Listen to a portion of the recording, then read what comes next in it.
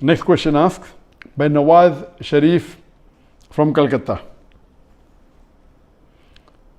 Which is the most difficult question posed to you so far in your life? This is the question. This question, which is the most difficult question posed to you so far in life, is the most difficult question in my life. Yes, there have been difficult questions. I can narrate many. As far as the most difficult question is concerned, because it's not a very common question, I will never tell it to the masses, to the public.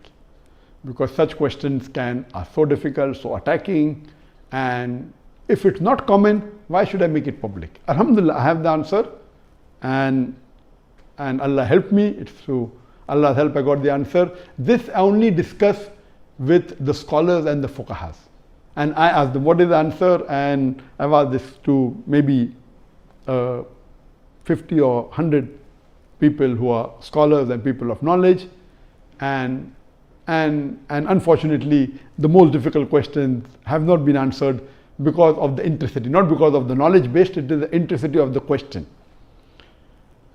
So those questions which are attacking Islam, and they are not common, and it's difficult to understand the answer. As a policy, even if you ask, I'll never tell you. That's only to be discussed with people of knowledge and the scholars. Yes, there have been many questions which are tricky. Many questions which may require logical answer, nothing to do with Islamic knowledge.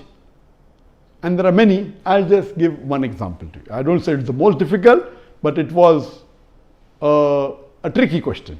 And I remember, I think it was in the year 2014 or somewhere close to that in Dubai. After my lecture in Dubai, there were about 15,000-20,000 people in the audience. There's a lady who's a non-Muslim who asked me a question. And she said, Dr. Zakir, you often give the example of why a Muslim lady should do hijab, and you ask the question that if two twin sisters who are equally beautiful, one of them is wearing the Islamic hijab, complete body covered, except the face and the hands up to the wrist, and the other twin sister, she is wearing the Western clothes with mini skirts and a low neck, and if both of them are walking down the streets of Dubai, and if there is a hooligan, if there is a ruffian who's waiting to tease a girl, which girl will he tease? And you ask this question. And yes, I have given this example and I have asked this question since the early 90s when I gave the talk of women's rights in Islam the first time in 1993. Since this time I'm asking a question. And I've asked this question in public forum that which girl will you tease? And always the answer has been, but natural, the girl wearing the Western clothes in mini skirt or low neck because she's attracting. And for 20 years, the answer has been same. Now this lady comes up and she repeats the question, but she says that according to me, the girl wearing the Islamic hijab would be teased. I said, why? She said, because the man would like to know what is behind the clothes. That's why he will tease the girl wearing the Islamic hijab. And my daughter who was in the audience, she said, no, Abba is trapped. My father is trapped. And I was taken aback that this was never answered. So what I say, these type of replies are mainly devilish replies to try and trap. But Alhamdulillah, in such situation, Allah is the one who always helps. I got up and I said, okay, sister has asked a very good question, and I continued the question. And I said, though I disagree. So this was the question asked, now hear my answer. I said, I disagree with your answer. It's an illogical answer. But if you agree that your answer is correct, then why are you wearing clothes? If you don't want people to be clothes, you should take off your clothes.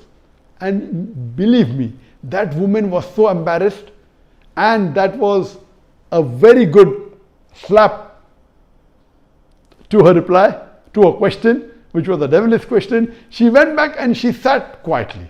So these types of questions by non-Muslims who come to attack you, it has got nothing to do with Islam. My answer was logical. But what I told, okay, I disagree with your answer, but if you agree with your answer, why are you wearing clothes?